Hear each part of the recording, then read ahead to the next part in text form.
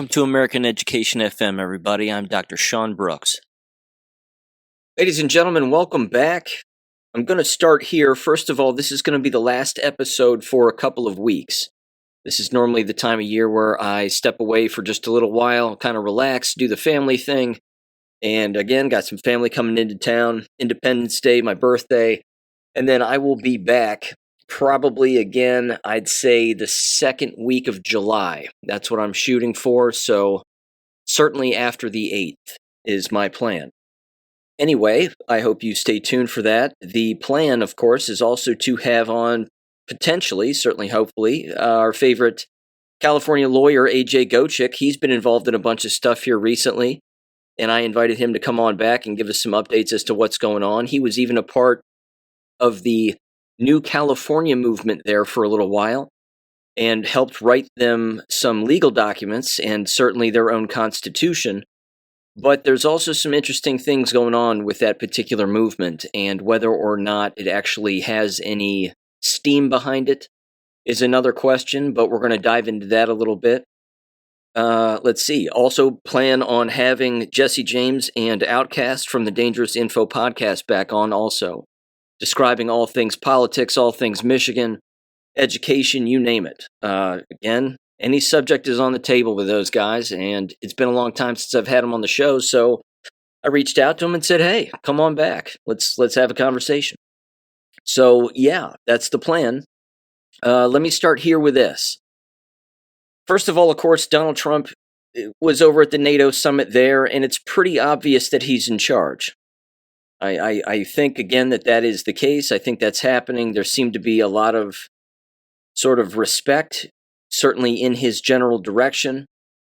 Again, an awful lot of bad people really wanting war and wanting, again, to attempt to profit from war. Not to mention, of course, the entire Ukraine debacle and all of that grift that's been going on over there this entire time.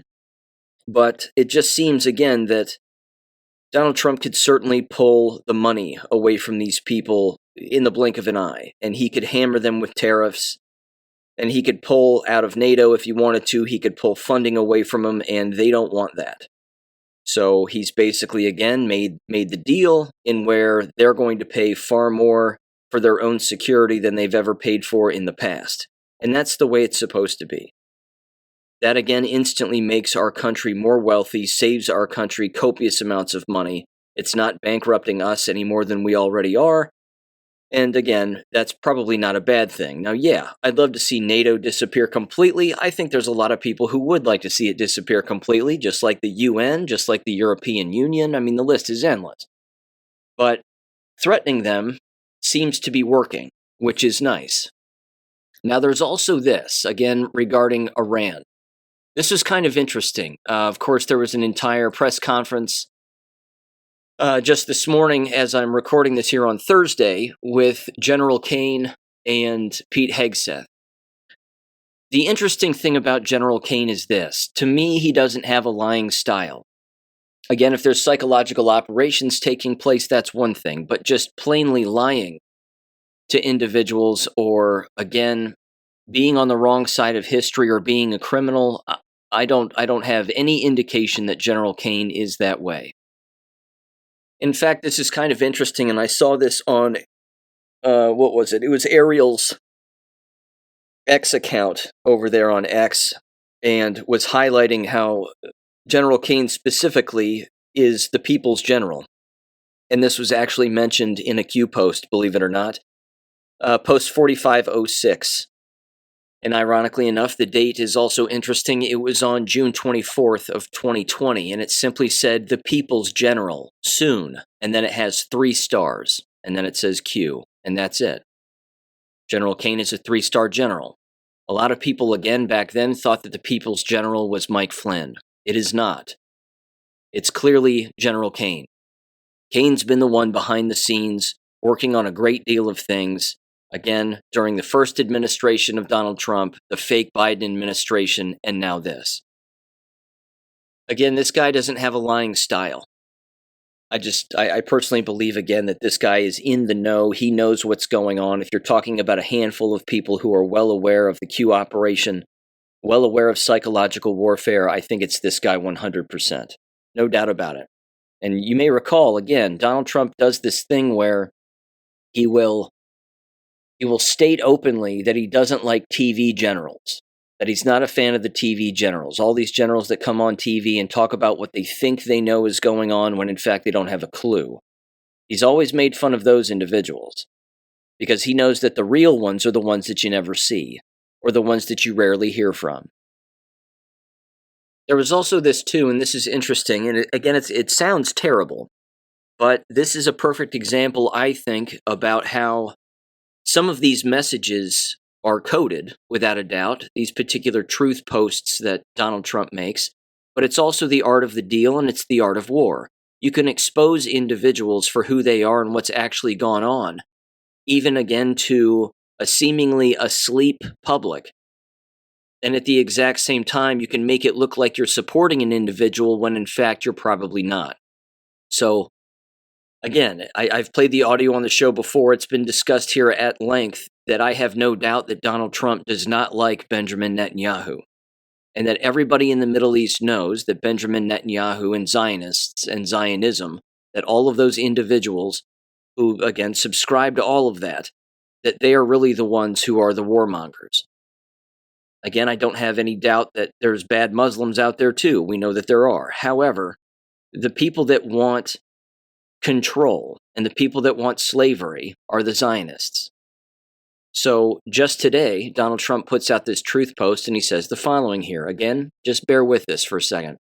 He says, breaking news, I was shocked to hear that the state of Israel, which has just had one of its greatest moments in history, is strongly led by Bibi Netanyahu, is continuing its ridiculous witch hunt against their great wartime prime minister. It says, Bibi and I just went through hell together fighting a very tough and brilliant longtime enemy of Israel, Iran, and Bibi could not have been better, sharper, or stronger in his love for his incredible Holy Land. Anybody else would have suffered losses, embarrassment, and chaos. Bibi Netanyahu was a warrior like perhaps no other warrior in the history of Israel, and the result was something that nobody thought was possible, a complete elimination of potentially one of the biggest and most powerful nuclear weapons anywhere in the world. And it was going to happen soon. We were fighting literally for the survival of Israel, and there is nobody in Israel's history that has fought harder or more competently than Bibi Netanyahu. Despite all of this, I just learned that Bibi has been summoned to court on Monday for the continuation of his long-running, and then it says in parentheses here, he has been going through this quote-unquote horror show since May of 2020, unheard of. This is the first time a sitting Israeli prime minister has ever been on trial. Politically motivated case, quote, concerning cigars, a Bugs Bunny doll, and numerous other unfair charges, unquote, in order to do him great harm. Such a witch hunt, and witch hunt is capitalized, for a man who has given so much is unthinkable to me. He deserves much better than this, and so does the state of Israel. Bibi Netanyahu's trial should be canceled immediately, he said, or a pardon given to a great hero who has done so much for the state. Perhaps there is no one that I know who could have worked in better harmony with the President of the United States, me, than Bibi Netanyahu. It was the United States of America that saved Israel, and now it is going to be the United States of America that saves Bibi Netanyahu. This travesty of justice cannot be allowed, unquote. Now here's the thing. I'm not going to claim to know all of the ins and outs. I don't think that we're supposed to know. But everybody knows, including Donald Trump, that Netanyahu is an asshole. Everybody knows he's a warmonger. Everybody is well aware. They know his role in 9/11. They know his role in everything. So why would he be so complimentary? Again, is he tricking people? Probably, sure. He's trying to make it look like he supports him when in fact he doesn't. Again, look weak when you're actually strong. It's the art of war, constantly, all of the time, constantly at play here. Remember, Netanyahu's been neutered in this entire process. And I want to play this quick audio real quick. This is from Steve Witkoff, who, of course, is Donald Trump's envoy to the Middle East. This is interesting, too, because basically, again, with all of everything that's happened here over the last few weeks, you have peace in the Middle East. You have Zionists being killed in very interesting locations, and certainly individuals who are being funded by Zionists being killed. This is a good thing. But here's Steve Witkoff, again, just with an announcement having to do with the Abraham Accords and actual Muslim countries that are going to join in this, and basically, again, create stability in the Middle East. Give him a listen here in 3, 2, 1. One of the president's key objectives is that the Abraham Accords be expanded, that more countries come into it, and we are working on that on my team and in coordination with the Secretary of State and the entire State Department. And we think we're going to have some pretty big announcements on countries that are now coming into the Abraham Peace Accords. And we're hoping for normalization across an array of countries that maybe people would have never contemplated would come in. So we're excited for that prospect. That will also be a stabilizer in the Middle East. That's not what Zionists want. Jews don't want that. That's a bad thing. But the fact that he's making that announcement, it means that the deal's already been done. That's the whole point. They stay over there, they engage in their business over there, leave us alone, normalize whatever way of thinking or what have you that you want to, engage in over there. Just don't shoot at each other. Don't bomb each other. Keep the bad people out of your government. Mind your own business and everybody can go home. No more war. No more chaos. Let's just have some peace for once in our lifetime. Again, this kind of thing can happen, but yes, you have to get rid of the bad people. There's no doubt about it. Who's to say that Netanyahu isn't already in custody? He might be. There's no way of knowing. I mean, there's absolutely no way of knowing. That's exactly why all of this stuff is being done clandestinely, because it has to be done that way. If it were done out in the open, and people would lose their minds. People would riot in the street, other wars would get started, a number of other things would take place, of course, false flag attacks, terror cells, what have you. But this stuff, again, has to be done behind the scenes quietly. In fact, I'll mention this. It's so complex, and I fully understand, again, that people who didn't follow the Q posts at the time when they were coming out, they don't know that this is a thing. But I've made mention of this before, that in a lot of these posts that Donald Trump makes, I actually, of course, don't think it's him making them. I think it's other individuals. It has to be the individuals, again, who are running this entire operation. But when he capitalizes particular words, it's not an accident. You can get on the Q boards and type in his capitalized words in some of his messages, and it directly correlates with Q posts that are basically telling you something directly. If you type in witch hunt, you're going to get a bunch of different posts with the term witch hunt in it. If you type in the word soon, S-O-O-N, N capitalized, you of course get that post that I just read having to do with General Kane. My point is it's just far too complex.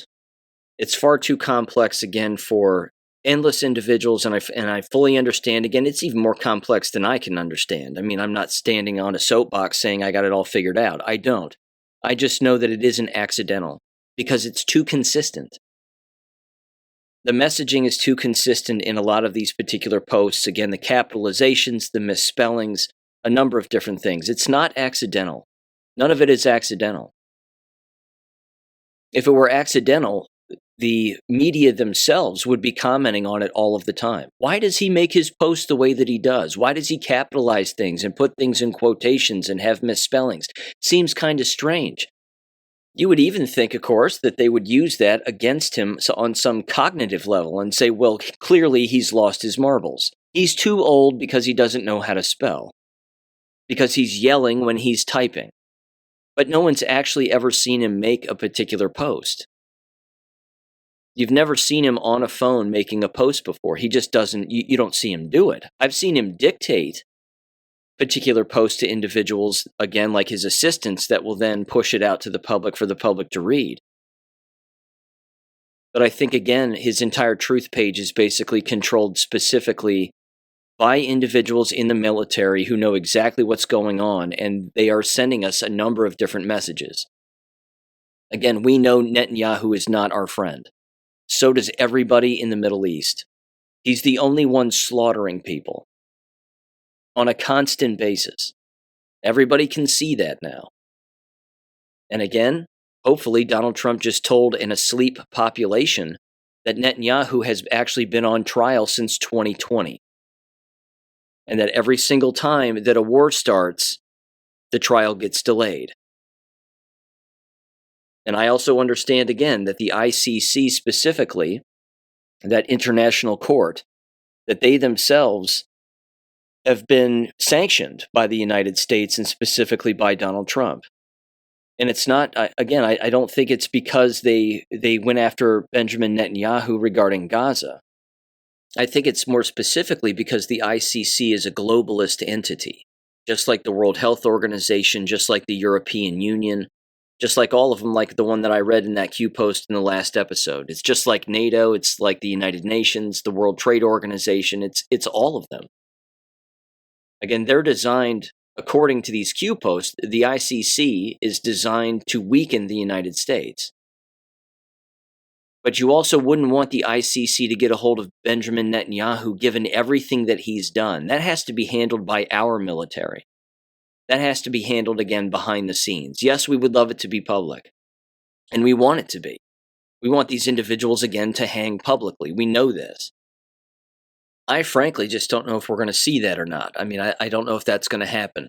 There's probably a less public way of getting rid of these people in a more quiet way, and certainly, of course, just replacing all of them with peace is probably the best solution. But, I mean, I fully agree with everybody when they say we want accountability. I certainly want it too.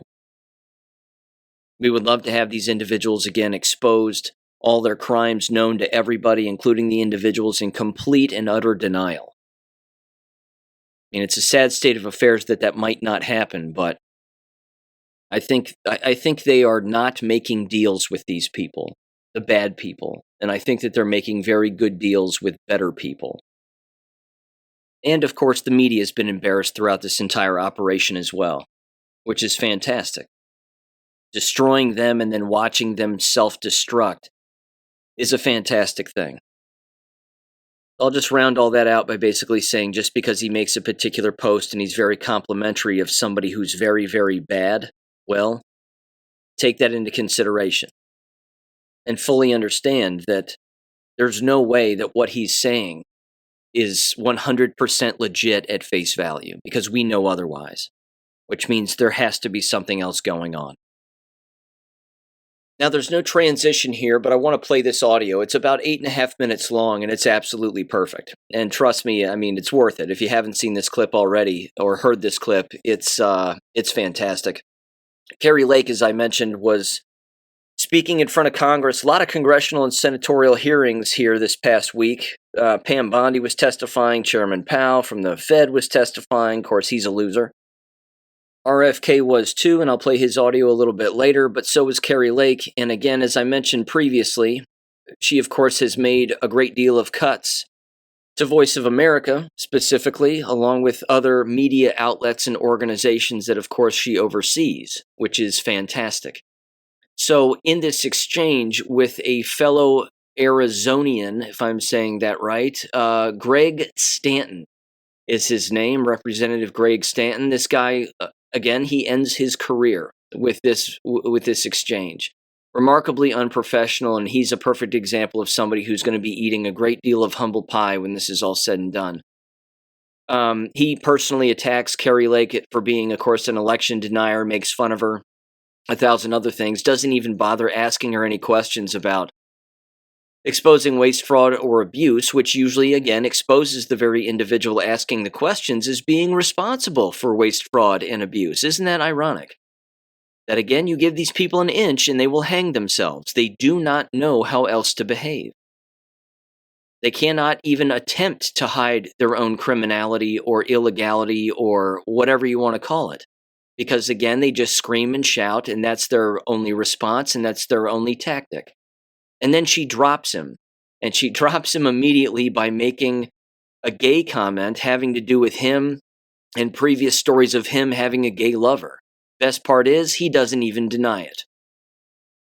It's absolutely perfect. And again, why would she even mention it if she didn't know that it was true? This is the stupidity of these people. You have an Arizona representative making fun of a 30-plus year Arizona citizen who was in the media. She's heard it all. She knows all the skeletons that are in their closets. She's well aware of what's gone on.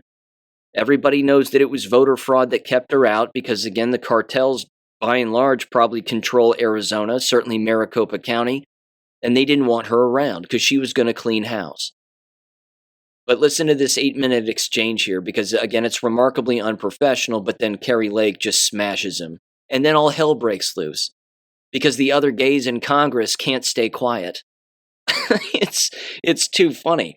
They immediately, again, start screaming and trying to get Kari Lake to, or basically try to get her words stripped from the record and 1,000 other things. It's too funny. So anyway, bear with this. Even though it's 8 minutes long, it's worth it. Give this a listen in 3, 2, 1. Thank you very much, Mr. Chair. Ms. Lake, your actions as senior advisor are eroding American soft power around the globe. We should not be dismantling the agency that combats propaganda from the Chinese Communist Party, the Kremlin, and Tehran. Especially now, we need to be able to broadcast facts that counter Iranian state-run media spin that is essential to America's long-term interests. Your job is to tell the people of the world the truth about America.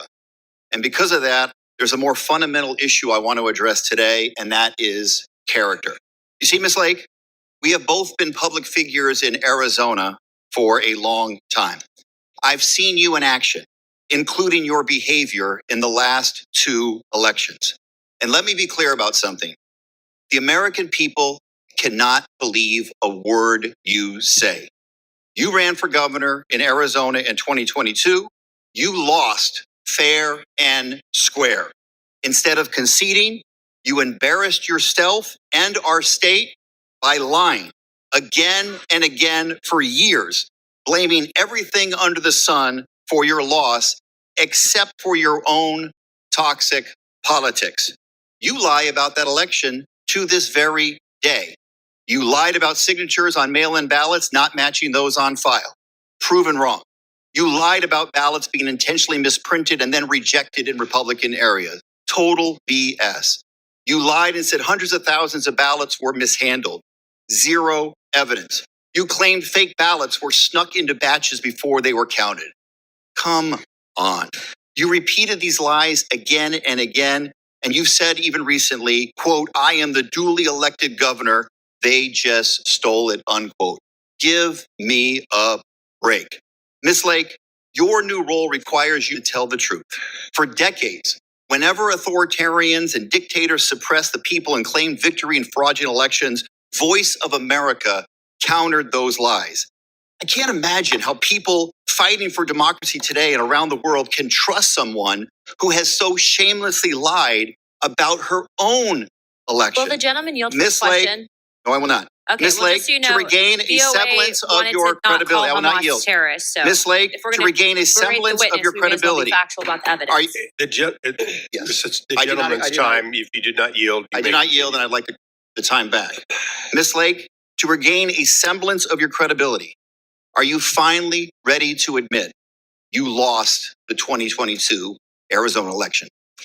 It saddens me that you are from Arizona and you're okay with It's the a way yes or no question, It Ms. saddens Lake. me that you are from Arizona. I guess the answer is no. Reclaiming my time. The gentleman will suspend, will stop the clock.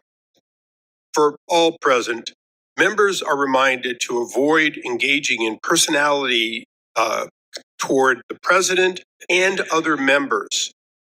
Okay, and this is a member of the administration, so I would caution all to stay on the subjects and stay off of personalities, I'd love to. please. The gentleman may continue. Yes, and in this case, these are adjudicated lies. Courts of law have determined that these are lies. These are not me saying it.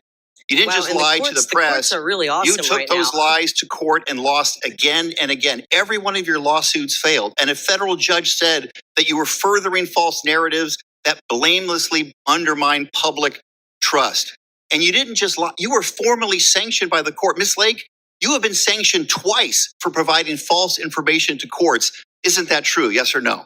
I was brave enough to fight our shoddy elections, and the courts have not caught up. That was a yes or no.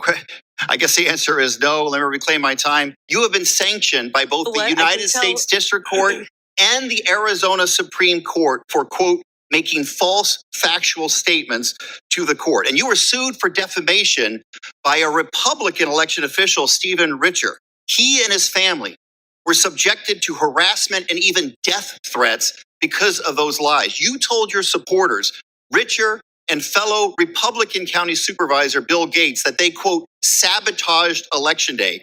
You accused them of deliberately printing the wrong image on ballots to jam tabulators and injecting hundreds of thousands of phony ballots. What a joke. And here's the thing, Ms. Lake.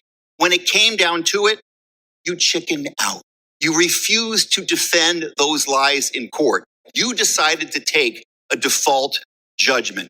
You are an adjudicated liar and a two-time political Chairman, I'd like to loser take down in those Arizona. those I have words, one please. final question. Chairman, Reclaiming my time. I'd like I to have one take final down question. those Like I words. said, It's the gentleman's. I do not yield. I have one final question for you, Call Ms. someone a Lake. You have liar. a chance That's to not answer. how Let me you one treat final other question. people that The are being questioned. gentlelady will suspend, please. Go ahead. You You lost for governor in 2022 to Katie Hobbs. You lost even worse to Ruben Gallego for Senate in 2024. Well, Arizona has another election for governor next year.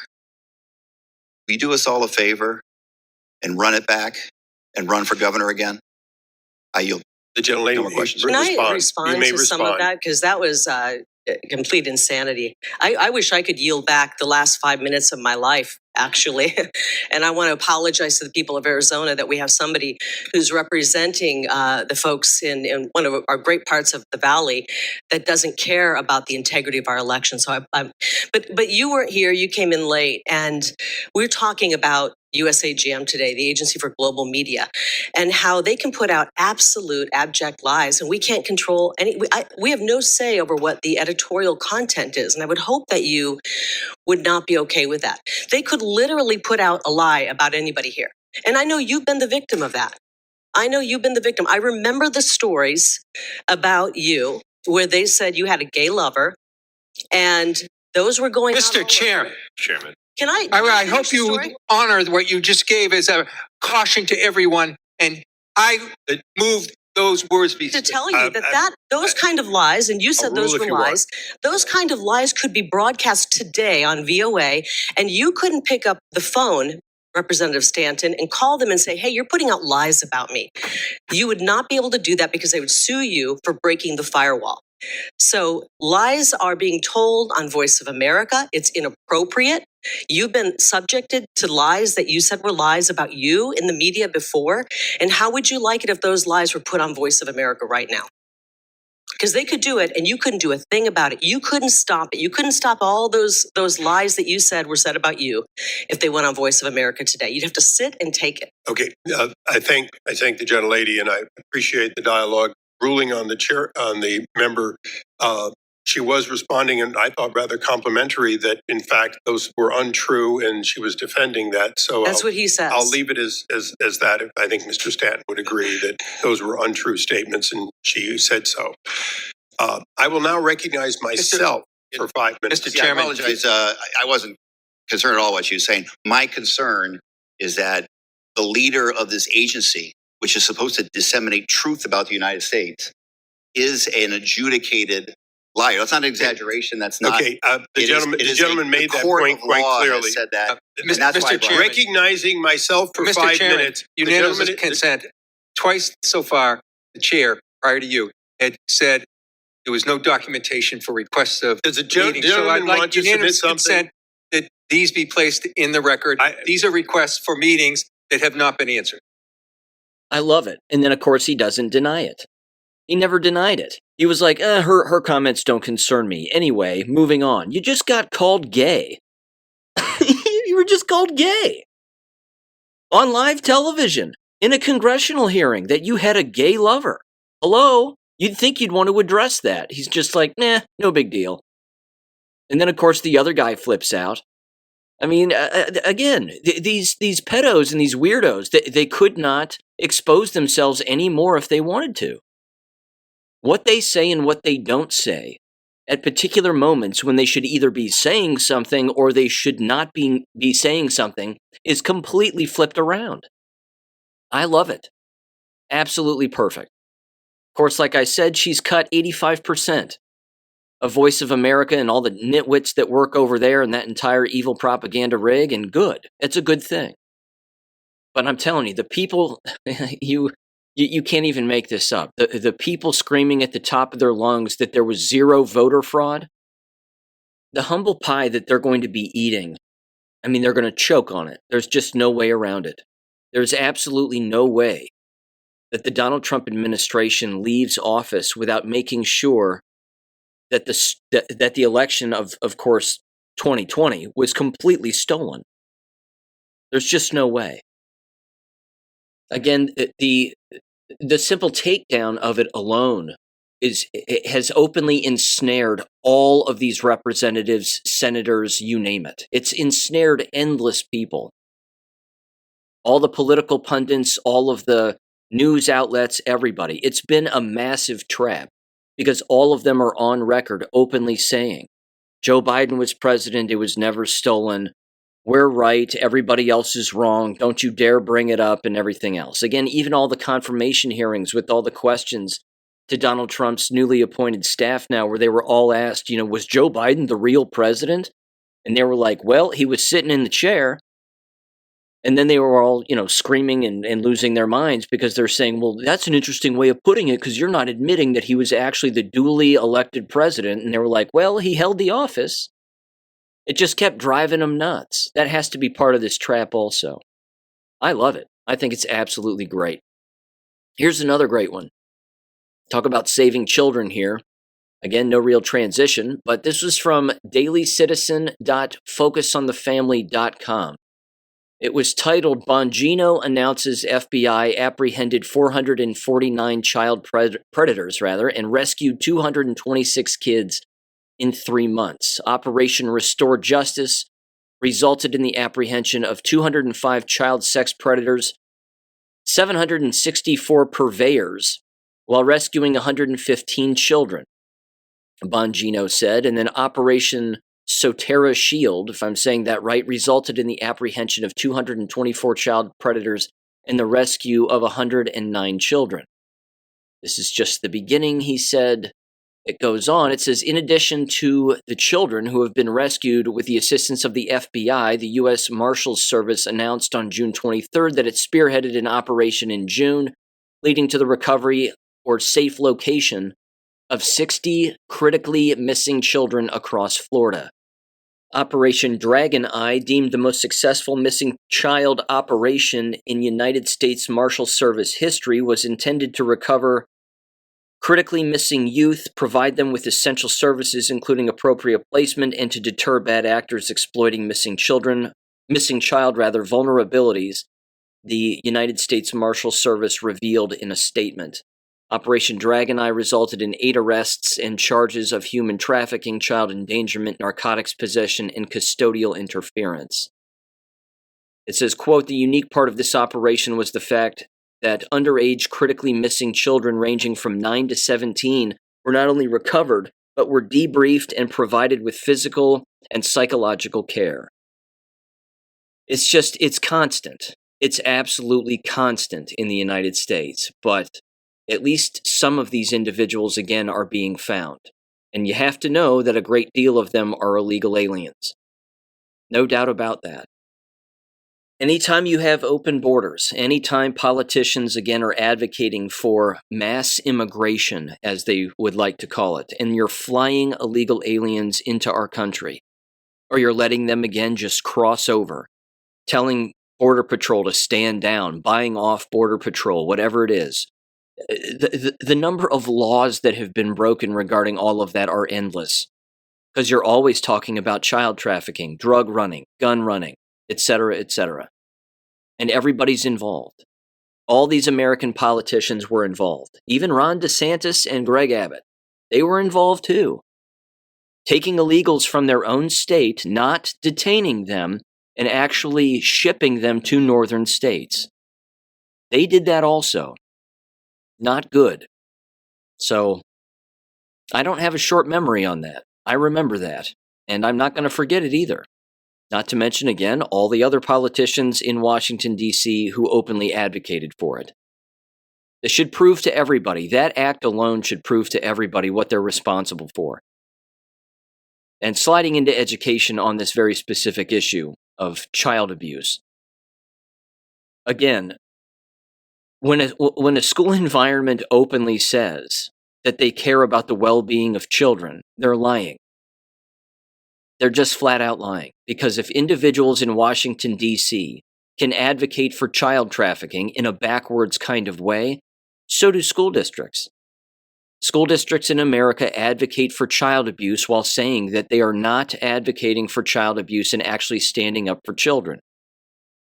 And they, of course, then themselves, as a school district, would make the claim that because they are tied in with all of these other groups and organizations, that there's no way that child abuse actually happens within their own walls of their own district. And if they say so or make such a claim, they're lying. It's that simple. Regarding the local school district here very quickly, and I want to bring some of this up and mention a couple of very interesting revelations here.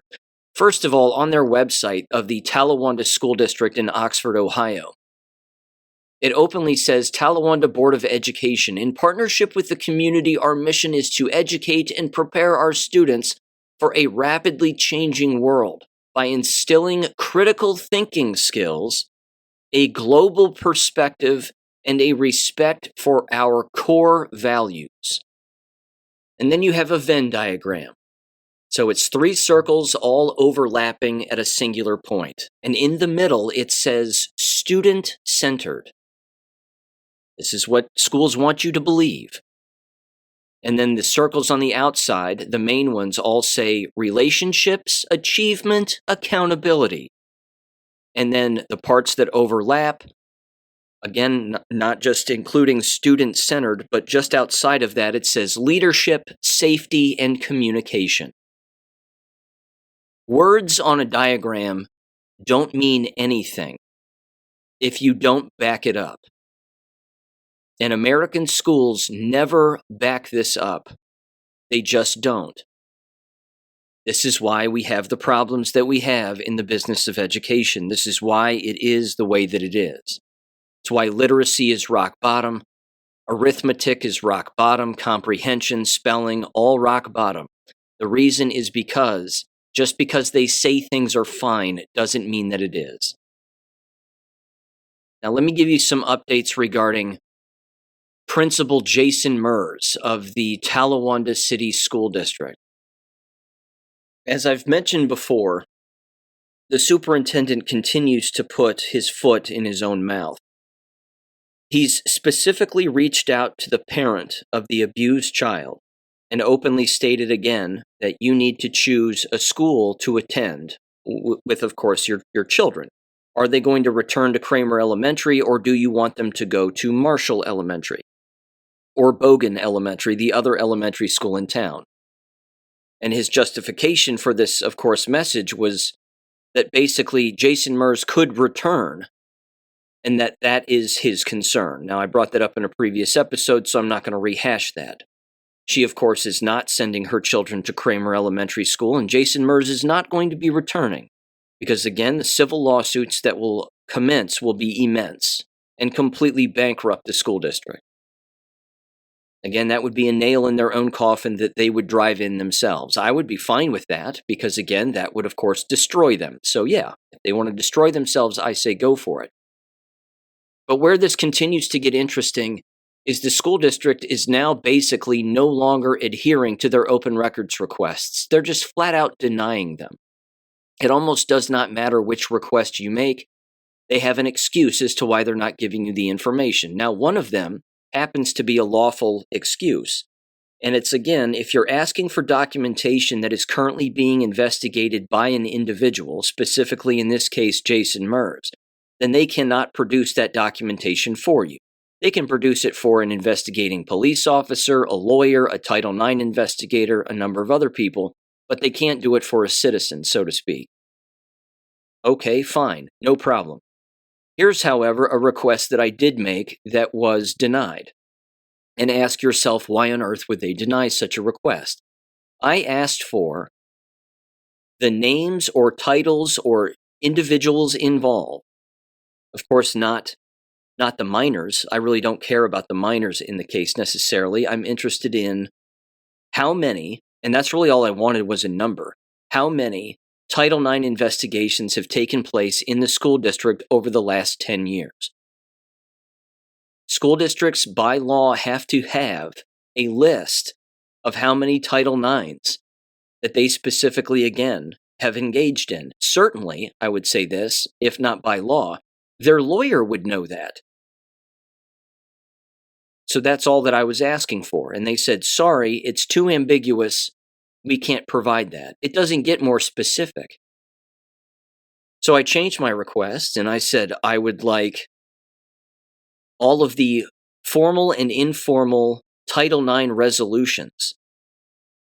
And those resolutions, again, can be anywhere from whatever it is, 5 pages to 10 pages per Title IX investigation. But I want all of the Title IX resolutions over the last 10 years. Again, same response back.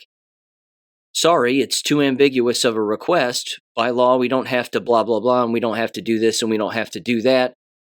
And that's just the way that it is. So I, of course, responded back, and I said, well, as it turns out, you should have that list, and the simple fact that you're claiming that you don't is rather embarrassing. So again, give me the Title IX formal and informal resolutions of all Title IX investigations over the course of this time, just 5 years. They probably won't produce that either. However, in their stupidity, they have produced some rather interesting things to other individuals. One of which is the following. In an open records request having to do with Jason Mers, that was made by Scotty King, husband of board member Don King. He was asking for any of the absences or specifically payroll communications having to do with Jason Mers. Rather specific, but that was his request. Now, what's interesting about this, before I read this actual email, which is rather damning, and proves that the superintendent is yet again a liar, is that this particular request, and this particular email rather, is dated May 2nd. Now, I made an open records request for all documents with Jason Mers' name in it. All communication with Jason Mers' name in it from, I believe it was April 30th through May 4th. And then after May 4th, at the end of the school year, at the end of May, I asked for all the communications again between May 4th through the end of May, and that one was denied. Because they say, well, it's under investigation. But in this particular email, again, it proves that in my initial open records request, they didn't give me this document.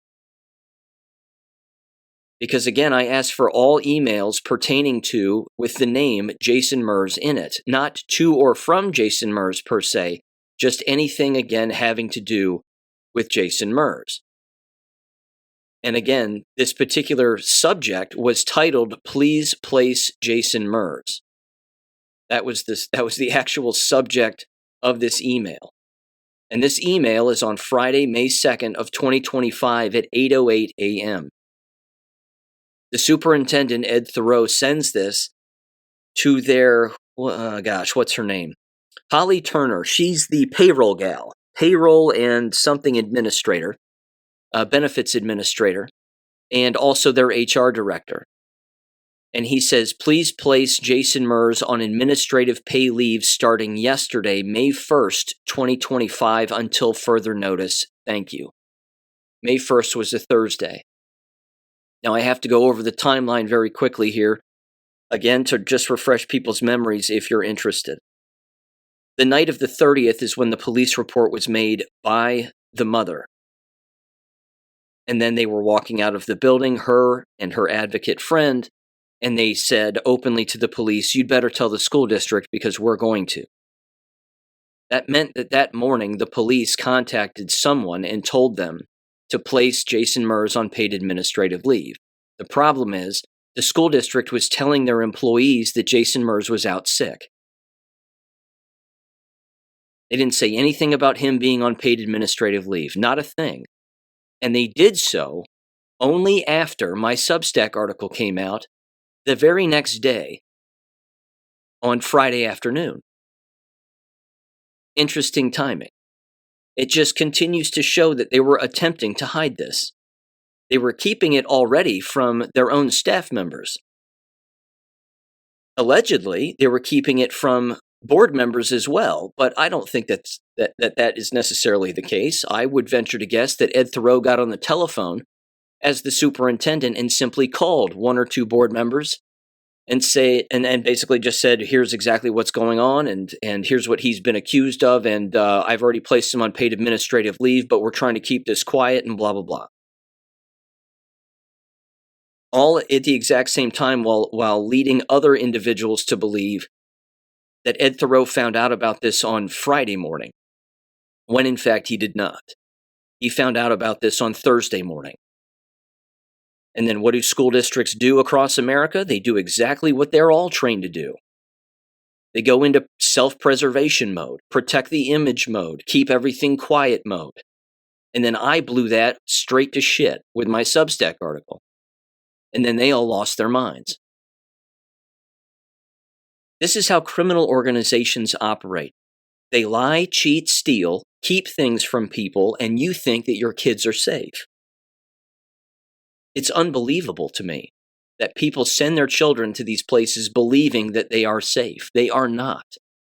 They are not designed to be. Here's the other thing, too, when it comes to open records requests. I may have mentioned this before on the show or certainly alluded to it. I made an open records request with the ombudsman in the county where I live because I want to see and wanted to see, as did the mother, the back and forth communications between Butler Behavioral Health, CPS, and the local police department and or the local school district.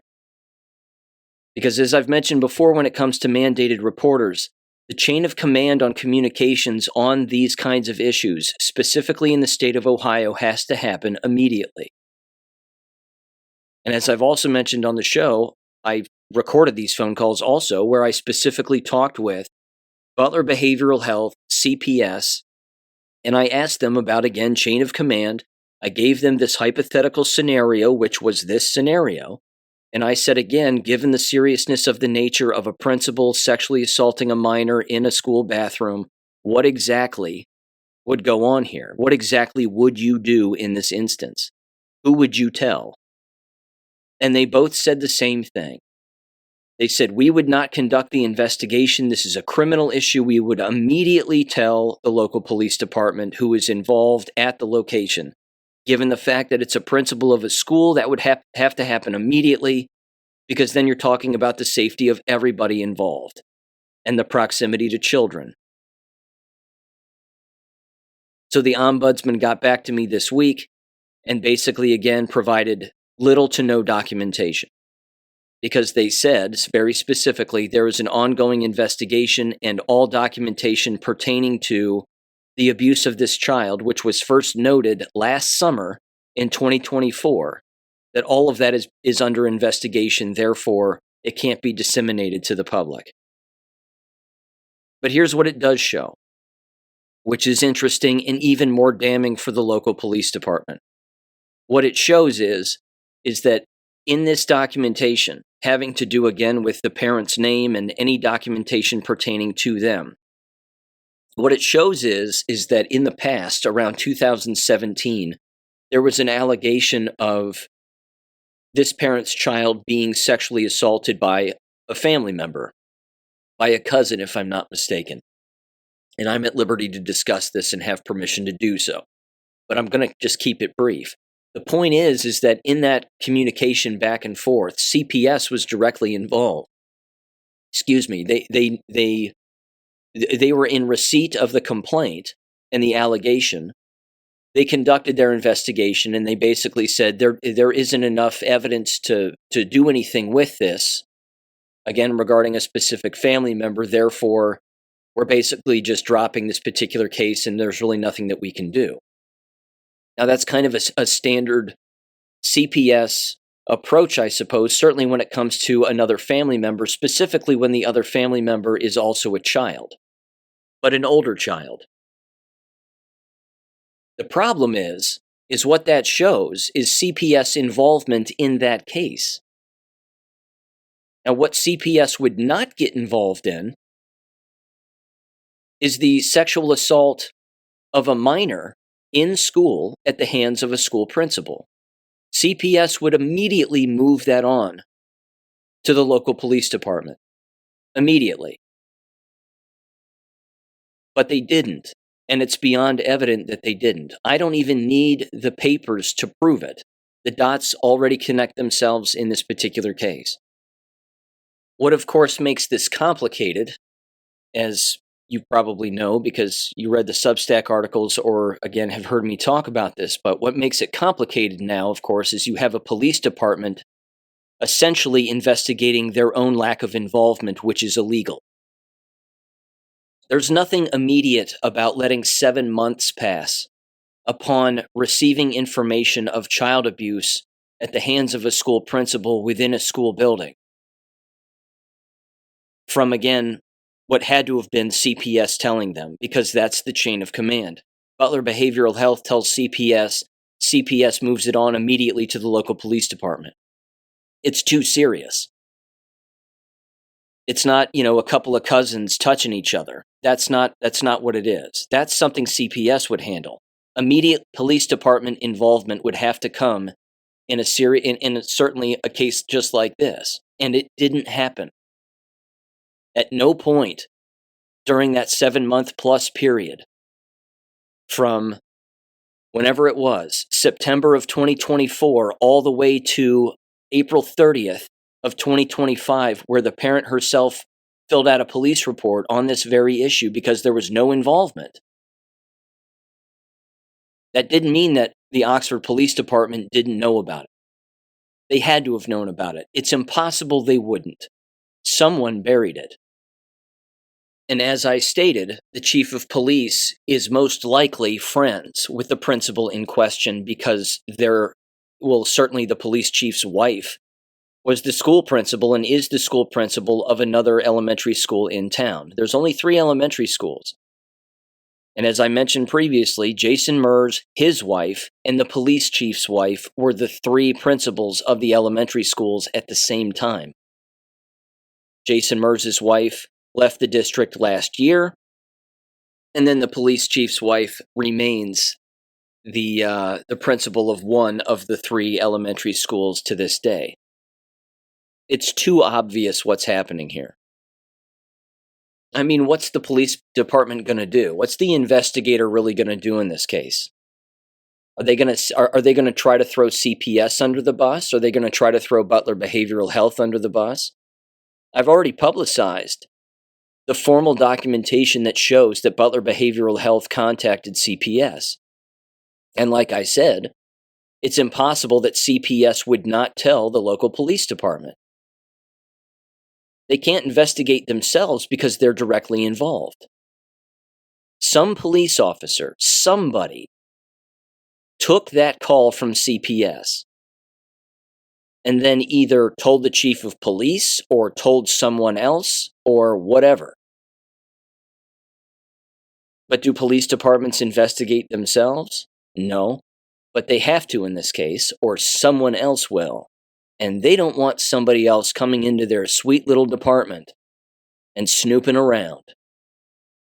Because they'd have to find exactly who said what when. And then you start squeezing these cops, they'll rat each other out. Doesn't matter how many Freemasonic handshakes they've given each other. It won't matter. You'll find out that your precious fraternal order of police doesn't mean jack shit. because everybody's got a mortgage payment and no one wants to go to jail. Somebody in that department's going to have to take the fall for not reporting this and allowing that principal to remain in that position for 7 or more months before the mother actually made the police report. Here's what this does. What this does is it should be proof to everybody that regardless of when you find out about abuse, you should still go to the police department immediately and fill out a police report. Immediately. You should not rely on therapists to do it, mandated reporters to do it. Hell, we know school teachers won't do it. They're cowards. They're not going to do it. Building administrators won't do it either. By and large, there are plenty that do, I'm sure, but there are plenty that do not. They think that they can just hide it and handle it in-house, quote unquote. This is exactly why you have to fill out a police report the moment that you find out about any kind of abuse taking place in a school setting. You have to force the police's hand. And then you have to go to other police departments. And you have to get reassurances that these individuals will be removed immediately. But I want to quiet anybody, again, who would simply say, well, that's ridiculous because, again, if such a thing happened with my child, I would immediately go to the police no matter what. Yes, there are a lot of parents who would, but fear, in this case, fear is always a motivating factor to keep someone quiet. Not to mention, when this was brought out in a therapy session, the parent was under the assumption that the right thing would happen. Therapists would tell CPS, CPS would tell law enforcement. That way, the parent doesn't have to tell law enforcement directly. It would already get handled. Not in this case. And let's say, just hypothetically, let's say there was an investigation, and that said investigation was closed because there was no corroborating evidence of anything. There was no whatever. There was nothing else that could substantiate the claim. If you were attempting to do an investigation or substantiate a claim of child abuse, wouldn't you want to talk with the child directly as an investigating police officer with the parent present? Or have another female social worker or male social worker or forensic interviewer actually conduct that? That if there was an investigation back in 2024, in September of last year, that you would have parental involvement in that? That the parent would at the very least, I should say, know that there was an investigation taking place? Isn't that standard procedure? That you tell the family of the abused, i.e. the victims in the situation, that there is an investigation going on? That never happened. Again, all roads lead to OPD not doing what they were supposed to do. This isn't going to work out well for them. Not everybody's guilty. I bet a lot of people there didn't even know. I'm not suggesting that this was shared in some giant staff meeting where somebody stood up like the chief of police and said, well, he's my friend and we're not going to investigate. Now everybody be safe out there. I'm not suggesting that happened. I'm suggesting that a handful of people knew and they kept it dead quiet. Maybe they even warned Jason Mers and said, look, man, we got this allegation. We like you. We're friends with you. We just want you to not do this if you did this. He denied it, and then they just let him stay. You still can't do that. It's alleged child abuse. It's alleged sexual assault, sexual imposition, borderline kidnapping. That never just slides. You never let that just slide. It's illegal to let it slide. And then, of course, why would you let that slide? Simple. You're friends with the guilty party. And having that guilty individual testify to someone or something about something related to this, well, maybe that person then squeals. Maybe that person gives up somebody else and exposes something larger that's going on. This is when everybody gets real nervous. Not me, but this is when they get real nervous. And they should be. There's also this. Jason Mers has allegedly, I'm saying alleged, he's allegedly lawyered up. And allegedly, I don't know this for a fact, but allegedly, a lawyer that he has retained as a defense lawyer just so happens to be the lawyer of the former school board member, David Bathurst, who is gay. And this is the lawyer that he and his husband retained to defend their adopted son, who was physically assaulting, threatening to kill, and sending pornographic images to female students. Now again, if you're an innocent principal who's been accused of sexually assaulting a minor in school, in a bathroom, as a married man with 2 children, do you hire a lawyer who's allegedly gay himself? I don't know if he is or he isn't, but to defend all of these gays, you would almost have to be. Do you actually hire a lawyer who has a track record of defending children of gay couples who actually assault other people? I'm asking the question. I mean, I don't know. Is that the first move you make? Or would you want to actually hire a lawyer who would look like Hulk Hogan, wearing a suit, looking like the most masculine, straight individual in the world in an attempt to convince people that you're not guilty of a sexual crime against a boy? Seems a bit strange. I mean, it seems a bit odd. But again, don't worry. Schools say that they are student-centered and that they care about critical thinking and student safety and wellness and blah, blah, blah, blah, blah. Remember, if they say it, then it must be true. Said no one with a brain. Okay, moving on. And trust me, there's lots of irons in the fire regarding this. There's just only so much I can discuss, but I figured I'd at least give you that update. Okay, moving on to this. I mentioned in the last episode the Westerville City Schools in Central Ohio and them wanting to put another levy on the ballot. Well, they've made that official, essentially.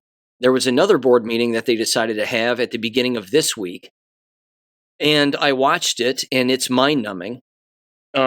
But they are going to do it, and here's how they're going to do it. They are putting an income tax levy on the ballot to fund their school district. And it's allegedly going to bring approximately $40 million to the district, so they say, and they are taxing everybody who works. They're not taxing the elderly. They're not taxing the individuals, again, who receive Social Security or, again, are on retirement or what have you. They're not taxing those individuals. They're taxing everybody who works and has a job. And they think this is going to work out for them. It's the most, it's one of the more disrespectful money moves that school districts make, and they think, again, that in doing it, that no matter how many times they say that they care about students and they care about their community, that as long as they keep saying that, no matter what program, policy, or tactic that they implement to get money, that it's not disrespectful to anybody because, again, it's about bettering the whole community. And where would we all be if we didn't have this school system in our town? It's insulting. Because now you're taxing individuals again, on top of your already existing constant taxing. Only this time you're taxing individuals again who have jobs on their income. Specifically. It's not going to happen. It isn't going to happen. And then they all start whining and they say, well, we're going to have some hard discussions about other cuts that we're going to have to make if this levy doesn't pass either. Well, it won't. So why don't you just skip the bullshit Forget it with the levy and just start making cuts. Consolidate buildings, sell a building. Stop wasting money on things you don't need. I mean, it was absolutely funny that in their meeting, and this is a part of this Ohio spending bill that's about to, again, it's passed the Senate, but it'll get signed eventually. There's money in it to refurbish, if not rebuild or build a brand new Cleveland Browns NFL football stadium. Which again basically means that every taxpayer is paying for that, whether you live there or you don't. I think that's part of it anyway. I don't know about who's actually paying for it. Certainly not just individuals who live in Cleveland. It might be actual all citizens of Ohio, and God only knows why that would be allowed. But they're whining about that aspect of it, and yet in the same meeting, they have an entire presentation on the refurbishing of their own football fields and what that costs, and it's not cheap. Again, this is an interesting point that was actually brought up by my mom. She mentioned this, and it makes perfect sense, and this did happen back in the day. She said all of this money that these schools waste on football fields and baseball fields and returfing this and returfing that, and all of the, sand-filled rubber turf that they use on football fields. She said, back in my day, you know what we did? The locals took care of the football field. The locals took care of the baseball field. That's it. If there was reseeding that needed to be done, then the locals did it. If there was grass cutting, of course, that had to take place, the locals did it. It wasn't some massive contract for $500,000 to $1 million that you sign to have the entire thing ripped out and then put back in a certain number of years after you've already implemented it. It was just done by the locals. It wasn't paid for by the school district themselves. This is the problem. They outsource everything when it doesn't need to be. And then, of course, they use these ridiculous studies where they basically say, well, look, football fields are way safer when they're not real grass and when it's, this bouncy rubber stuff. Because remember, nowadays, everybody's a pansy. See, in my day, you just hit your skull on the ground like a man. And that's exactly what you did. Hell, I did it twice, 2 concussions. I mispronounce things from time to time, but, who knows? It's, comes with the territory, I guess. I know some people are far worse off. Of course, my dad has epilepsy from a soccer injury, but that was different. It wasn't because he landed on the ground and hit his head. It was because he was kicked in the head. That's, that's a little different. But even so, again, locals took care of the field. It wasn't, well, let's all vote for $500,000 to just piss all that away. That didn't used to happen back in the day. It's a valid point. If people just took care of their own participation in their own shit, this wouldn't be bankrupting school districts. But because school districts fall for everything, no matter what it is, the COVID lie and all that money laundering, among endless other things, they find themselves in these situations where they're literally believing that if they beg government to save their schools, then government will. The government of Ohio very specifically has had it with the public school system. They've had it. They're overwhelmed and disgusted with it, and they want to encourage individuals again to leave, and that's a good thing. But I have some audio here that I want to play first, and that again sort of expands on this a little bit. But I want to elaborate and refresh people's memories on just one thing. In moments like this, when there's legislation, and specifically, again, budgetary legislation having to do with funding public schools, and, well, we're not getting as much from government as we used to, and blah, blah, blah. When they do all of that whining, they actually believe that going to legislators and whining is somehow going to convince legislators to change their minds. Only a fool would think that. It's like tapping on the lion cage is going to not upset the lion, so to speak. Or poking a stick at the bear in the cage is not going to cause your arm to get ripped off. If you constantly call legislators complaining about something like this very specifically, they're going to ignore you.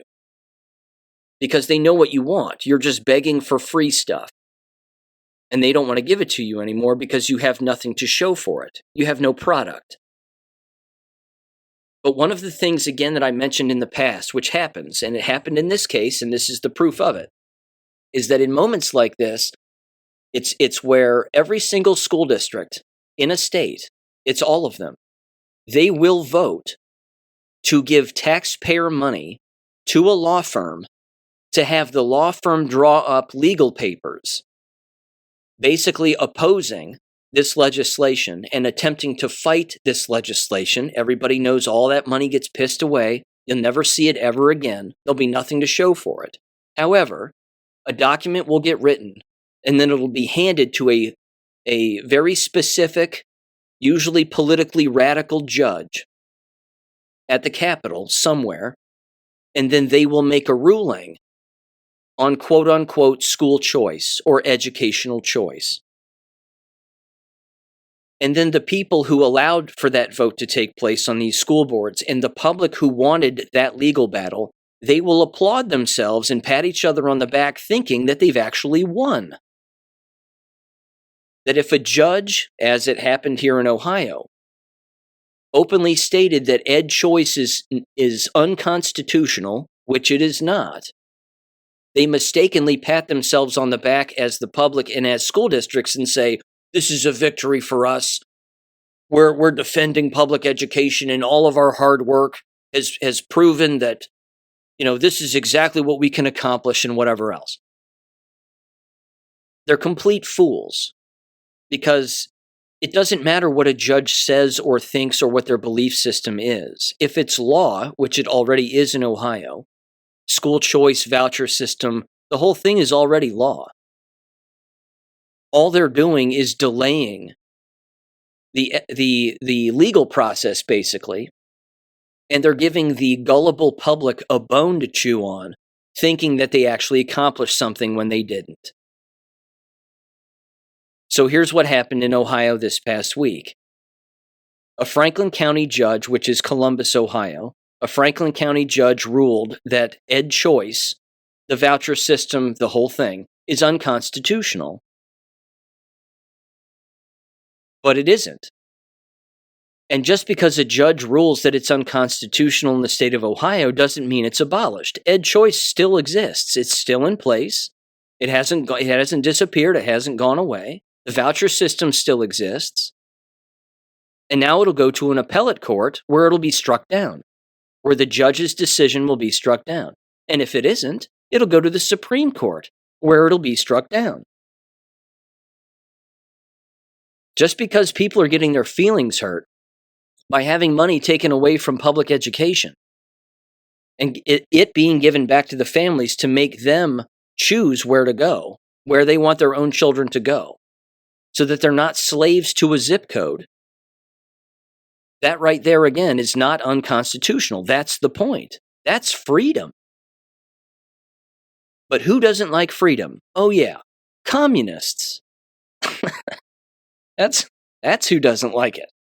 They never do. Communists don't have birthday parties. Communists don't, enjoy anything. The only thing that they celebrate is destruction and the destruction of other people. That's why they are the useful idiots. Give this audio a listen again regarding all of this and this judge's decision, and you'll hear the reporter openly say, ed choice is still law, so that's the way that is. But again, the gullible public actually believes that this judge's ruling means something. It doesn't. Give this a listen here in 3, 2, 1. Tonight, we are getting reaction from both sides of a court ruling that calls Ed Choice, one of Ohio's major school voucher programs, unconstitutional. Today, a Franklin County judge issued the ruling in a lawsuit from school districts. Good evening, everyone. Thank you for joining us for NBC4 at 11. I'm Colleen Marshall. Hello to you. I'm Carrie Charles. This is the beginning of what could be a long legal battle that could reach the highest court in the land. NBC4's Jackie Gillis has reaction. This is the first ruling in the Vouchers Hurt Ohio lawsuit. And even though the judge ruled it unconstitutional, the Ed Choice program can still continue until a final decision is reached. I talked with representatives from the Ohio Education Association and School Choice Ohio. Both say no matter what the final ruling is, children will be impacted. Public school districts, including Columbus, have sued, saying Ed Choice takes millions of dollars away from public education and creates an unconstitutional second system of private schools. When money is diverted to voucher programs, particularly to fund private school tuition for kids who never set foot in a public school, the vast majority of those students coming from high income backgrounds, that depletes resources from the nearly 90% of kids attending our public schools. Yates Frank, president of School Choice Ohio, disagrees. He says the Ed Choice program is on solid legal ground. We think the Constitution will ultimately back that up, but we might need to wait for another court to make that decision in this case. And obviously, we take every ruling seriously. But again, we have district courts, appellate courts, and Supreme Courts for a reason. In the judge's ruling, she writes, quote, "Choice is not unconstitutional because the state has always funded private schools. Though this may be true, the state may not fund private schools at the expense of public schools or in a manner that undermines its obligation to public education." I am confident that when the appeals court, and if ultimately the Supreme Court looks at the same set of facts, looks at the plain language of the Constitution, they will rule in the same way. Ohio Attorney General Dave Yost says the state will appeal the ruling, and he's telling parents enrolled in the voucher program to not panic. School Choice Ohio is confident that the appellate court or Supreme Court will find the program is constitutional. That being said, if it were to be immediately ruled unconstitutional, the effect would be that there would probably be 100,000 kids that would have to leave the school of their choice right now and go elsewhere, whether that's a public school or some other alternative. The state has allocated more than $1 billion to fund the Ed Choice program. We have more information on this ruling and the program over on our website, NBC4i.com. Local for you, I'm Jackie Gillis, NBC4. In the end, it's an argument about taxation. One side likes taxes, the other side doesn't. The side that likes taxes loves taxing people who don't participate in the thing that they're being taxed for. And the other side not only hates taxes, but they don't want to be taxed for things that they're not participating in. One side has common sense, the other doesn't. One side is made up of communists, and the other isn't. I'm telling you, the only good communist is a dead one. It's that simple. It's just about taxation. It should have never been this way. Funding public schools should have never been based on taxation. And one of the largest lies from a money standpoint that gets told to all citizens of America by school districts themselves is when they say, this percentage of money that our school district receives is from the federal government and state government. And then this percentage over here comes from taxing the public. Ladies and gentlemen, it's all taxing the public.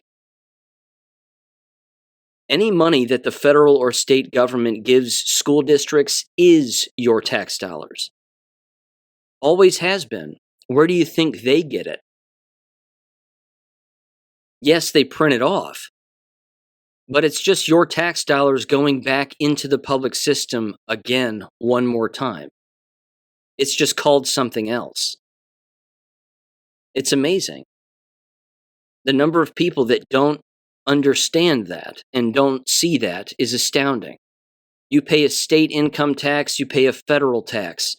That money just gets laundered, and then it comes right back into your public school. But it's your tax money, and it always has been. Once that bridge gets destroyed, once that levee bursts, that's when the entire system financially collapses. The advantage that Americans have right now with the public school system the way that it is in our country is that it's being run by complete morons. And as a result of that, they're collapsing the system even faster. Really without our help or our participation. They're brainwashed, they're radicalized, and they'll believe anything on their television. And then they apply it. And then they wonder why everything goes to hell. It's because they're dumb.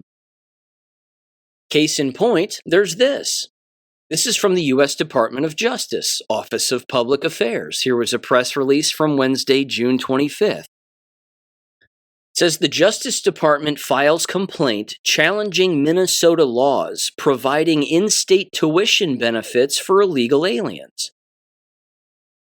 There are approximately 20 states in the United States that give free tuition, college and university tuition, to illegal aliens. Not because they're academically successful, filled out a scholarship, the whole thing. It's just because they're illegals. See, when you waste money like that, you don't have money. And nobody wastes money like the education system, whether it's K-12, college, university, you name it. It says the following here. Today, the United States is challenging laws in Minnesota that provide reduced in-state tuition and, in some cases, free tuition for illegal aliens. These laws unconstitutionally discriminate against U.S. citizens who are not afforded the same privileges in direct conflict with federal law. Yeah, pretty clear. It says the Department of Justice has filed a complaint in the District of Minnesota. This challenge builds upon a recently successful lawsuit against the state of Texas on a similar law. Quote, no state can be allowed to treat Americans like second-class citizens in their own country by offering financial benefits to illegal aliens, said Attorney General Pamela Bondi. Quote, the Department of Justice just won on this exact issue in Texas, and we look forward to taking this fight to Minnesota in order to protect the rights of American citizens first, unquote. Good. Good. All that happened with Texas is they got threatened, and they immediately stopped it, allegedly. Shouldn't have happened in the first place, but this is what happens when you have communists in these particular positions, and they have no problem destroying their own people and their own country. Again, is anybody shocked that the business is collapsing? Hello? They're breaking the law constantly. I'm going to end with this, though. Also on a positive note, this was from 6 years ago. I just came across this on X, looked it up on YouTube, and this was a San Diego high school valedictorian calling out the staff members for being unprofessional. It's absolutely fantastic. This is what a valedictorian speech should sound like. Again, there were people applauding, people, again, gasping for air. I just can't believe they'd say that. And then, again, the students just erupt in applause at the end. And all the staff members are sitting there just sitting on their hands, looking like fools. It's absolutely amazing. Give this a listen in 3, 2, 1. Staff and class of 2019, it's a pleasure to speak here to you today. I'd like to give recognition to those who have greatly influenced me during the past 4 years. To my mother and father, you are the most hardworking and caring people that I know. Especially in this past year, with all the craziness of applying to colleges and coming closer to adulthood, you have been wonderful mentors and role models. Thank you for your endless love and guidance. To the teachers, Madame Rosa, Miss Monaghan, Miss Gomez, Mr. Triolino, Mr. Solomon, and Mr. Aleman, thank you for being so invested in your students' education and well-being. You are the most intelligent, inspiring, and supportive individuals I have had the pleasure of learning from while at SYHS. To my friends, thank you for always being by my side. I appreciate your love and support always, and will treasure the memories we made at this school. To my counselor, thanks for teaching me to fend for myself. You were always unavailable to my parents and I, despite appointments. Only in these past few weeks, with the award ceremonies and graduation coming up, did you begin making your appearance. And might I note, you expressed to me your joy in knowing that one of your students was valedictorian when you had absolutely no role in my achievements. To the staff in the main office, thank you for teaching me how to be resourceful. Your negligence to inform me of several scholarships until the day before they were due potentially caused me to miss out on thousands of dollars. When applying for a work permit, you repeatedly turned me away, despite confirming with my employer and parents that all my paperwork was filled correctly. I've had to escalate issues with staff to an assistant principal various times to reach any sort of solution. To the teacher who was regularly intoxicated during class this year, thank you for using yourself as an example to teach students about the dangers of alcoholism. Being escorted by police out of school left a lasting impression. I hope that future students and staff learn from these examples. Thank you, class of 2019.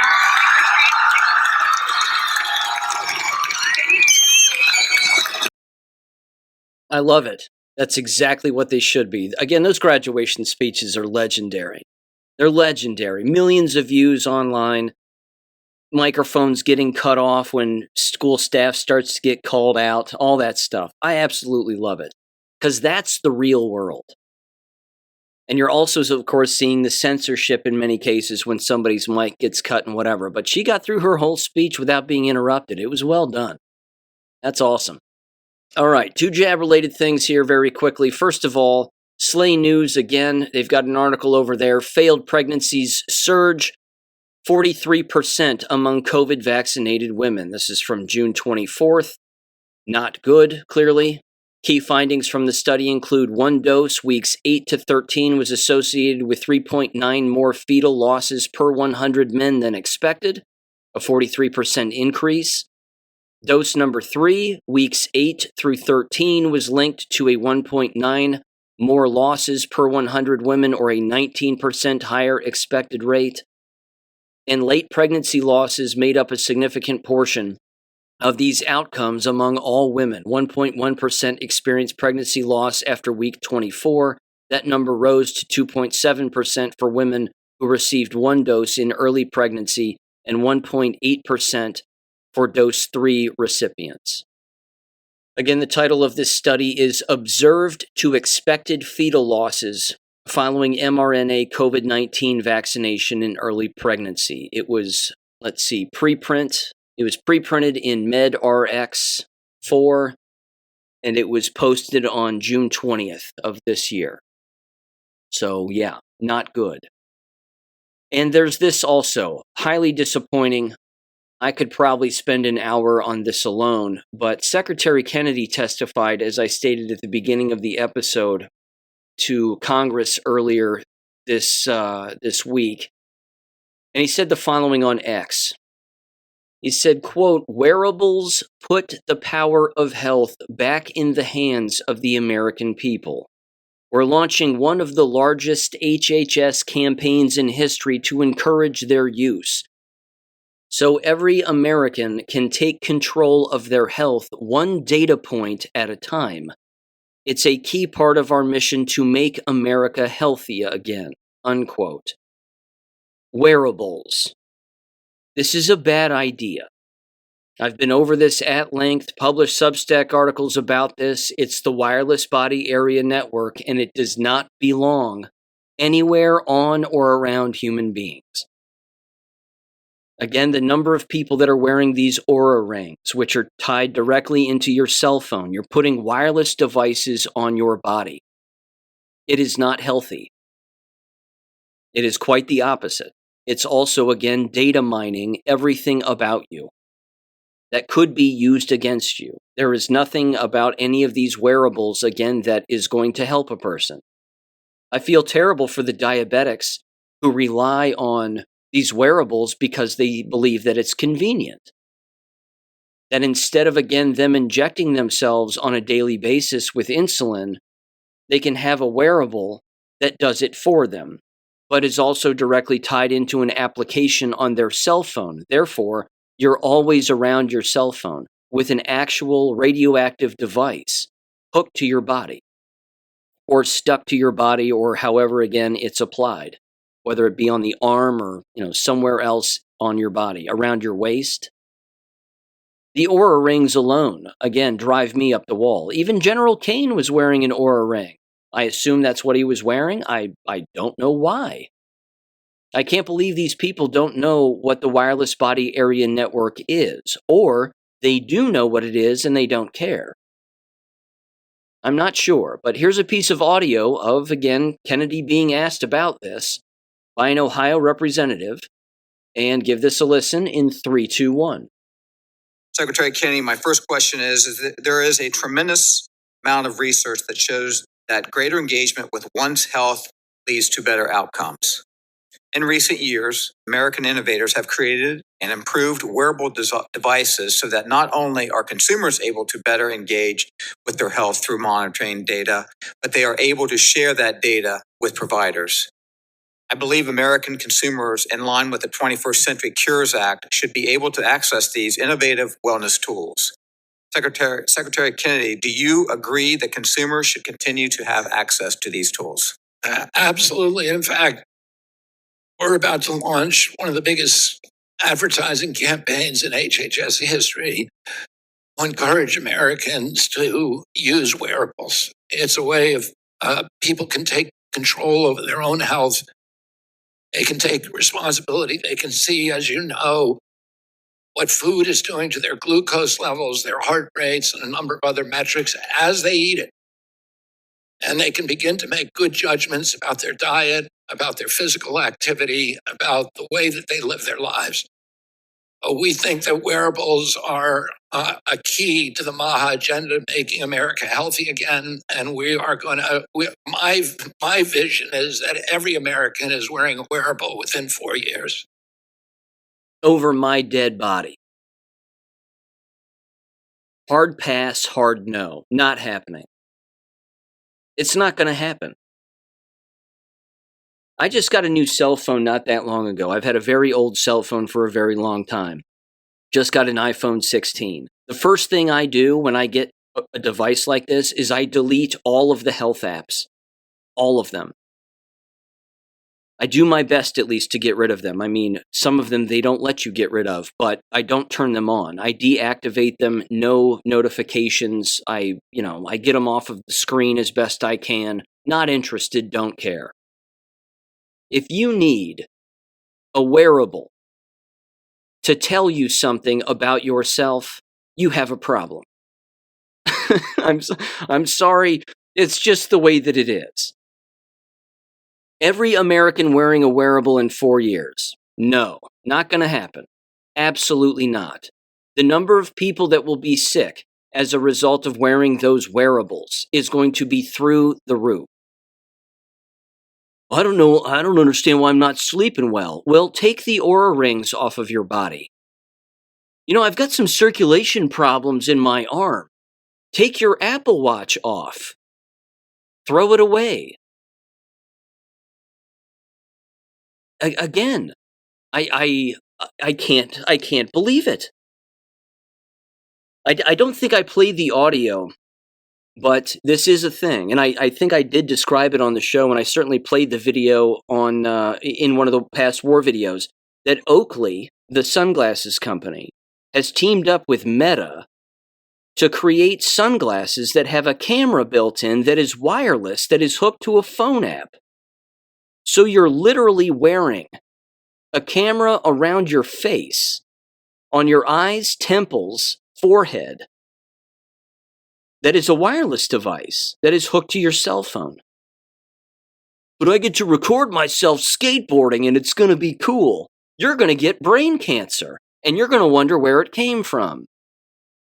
Your vision's going to go haywire. You'll get migraines when you've never had them before. 1,000 symptoms. This is a bad idea. The simple fact, ladies and gentlemen, that this is being suggested by him, and he's openly saying that this is going to be one of the largest promotional campaigns that's going to exist, this is a problem. A big one. This is advancing the wireless body area network. This is normalizing this nonsense. I see an Oura ring on a person, I just assume you're retarded. No offense. I just do. I just assume that that's the case. I like General Kane. He seems like a good guy. Seems like one of the good guys. I just can't believe the Oura ring usage. I honest to God. People, again, they do what? They sleep with them, and then they wake up in the middle of the night constantly. They're wondering why. And then they look at their cell phone, which is staying on while they're sleeping. I've been over this whole thing before. You know this. I mean, I don't want to repeat myself, but it's tricking people into believing that an algorithmic robot application is smarter than you. That's not the case. That's not the case. Pay attention to your own body. Go to sleep sooner. Drink more water. Exercise. Eat right. You don't need to eat a sandwich and have your cell phone tell you what the sandwich is doing to you, so says the machine. I just can't believe people are so gullible, but then again, I can. Every American wearing a wearable in 4 years. You have to be shitting me. Who's going to do that? Who is actually going to do that? It's exhausting. I mean, yeah, I understand bureaucracy. I get it. You know, contracts, shaking hands behind closed doors. I understand it's all terrible. But you take 10 steps forward and then you take one huge leap back. It's a bad idea. But this right here is exactly why we don't need government. Just vote with your feet and just say no. Somebody looks at me and they're like, hey, who's your doctor? I don't have one. Somebody's like, hey, are you on medicine? No. And they're like, why? Because I eat right, I exercise, and I take care of myself. I don't need all that shit. Again, I see an Apple Watch, I think the same thing. What are you doing? The number of people, ladies and gentlemen, who have emailed me or commented in the videos or commented on the Substack, God bless all of them, but the number of people, too, who have reached out to me and they're like, yeah, I used to wear an Apple Watch and I wore it for 2 weeks and my entire arm hurt. And then I took it off and my arm felt better and I've been back to normal ever since. I get those messages all the time from people. It's real. It's a real thing. They're radioactive devices. And people leave them on their person all the time, every day.